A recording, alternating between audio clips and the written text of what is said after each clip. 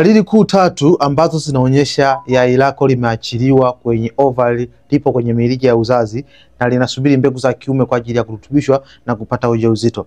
Kama unatafuta ujauzito, ukiziona dalili hizi basi fahamu kuwa tayari yai lako linasubiri mbegu za kiume. Dalili ya kwanza ni kupata maumivu yale ya kawaida, aidha upande wa kulia au kushoto. Inaashiria kwamba tayari yai lako lipo kwenye mirija ya uzazi. Lakini dalili ya pili ni kupata ute mwingi wa uzazi wa kutosha, ute ambao unavutika kama ute wa yai bichi. Ukiuona huu ute, fahamu kuwa tayari yai lako limeachiliwa kutoka kwenye ovari, lipo kwenye mirija ya uzazi, linasubiri mbegu kwa ajili ya kurutubishwa. Lakini pia dalili nyingine ni ongezeko la hamu ya kushiriki tendo la ndoa. Unakuwa na tamaa ya kukutana na mwanaume.